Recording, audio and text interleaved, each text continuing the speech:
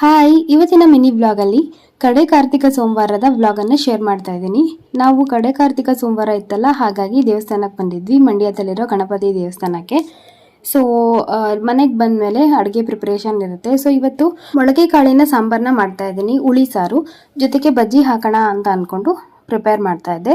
So ಕಡೆ ಕಾರ್ತಿಕ ಸೋಮವಾರ ಅಲ್ವಾ, ಹಾಗೆಯೇ ಎಲ್ಲ ಕಡೆ ಪಟಾಕಿ ಎಲ್ಲ ಹೊಡಿತಾ ಇದ್ರು. ಸೊ ನಮ್ಮನೇಲಿ ಒಂದು ಪ್ಯಾಕೆಟು ಪಟಾಕಿ ಇತ್ತು, ಸುಸುರು ಬತ್ತಿ ಇತ್ತು. ಸೊ ಅದನ್ನು ಕೂಡ ಕ್ಲೋಸ್ ಮಾಡೋಣ ಅಂತ ಹೇಳಿ ನಾನು ಲಿರಿಷಾ ಇಬ್ರು ಪಟಾಕಿ ಹೊಡಿತಾ ಇದ್ವಿ. ಸೊ ಫಸ್ಟ್ ಸಾಂಬಾರಿಗೆಲ್ಲ ರೆಡಿ ಮಾಡಿ ಇಟ್ಬಿಟ್ಟು ಆನಂತರ ನಾವು ಪಟಾಕಿ ಹೊಡಿಯೋದಕ್ಕೆ ಅಂತ ಹೋದ್ವಿ. ದೀಪಾವಳಿ ಬಂತಂದರೆ ಒಂದು ಮಂತ್ ಪೂರ್ತಿ ಹಬ್ಬದ ವಾತಾವರಣನೇ ಇರುತ್ತೆ. ಅದೆಷ್ಟು ಬೇಗ ಒಂದು ತಿಂಗಳು ಆಯಿತು ಅಂತಲೇ ಗೊತ್ತಾಗಿಲ್ಲ. ಸೊ ನಾವು ಕೂಡ ಇರೋ ಬರೋ ಪಟಾಕಿನೆಲ್ಲ ಹೊಡೆದು ಖಾಲಿ ಮಾಡಿ ದೀಪಾವಳಿ ಹಬ್ಬನ ಮುಗಿಸಿದ್ವಿ. ದೀಪಾವಳಿ ಹಬ್ಬದ ಬೆಳಕು ನಮ್ಮ ಜೀವನದಲ್ಲಿ ಯಾವಾಗಲೂ ಜ್ಯೋತಿಯಾಗಿ ಬೆಳಗ್ತಾ ಇರಲಿ ಅಂತ ಆಶಿಸ್ತಾ, ಸೊ ದೀಪಾವಳಿ ಹಬ್ಬಕ್ಕೆ ಬಾಯ್ ಬಾಯ್ ಹೇಳ್ತಾ ಈ ಒಂದು ವ್ಲಾಗ್ನ ಎಂಡ್ ಮಾಡ್ತಾ ಇದ್ದೀನಿ. ಬಾಯ್.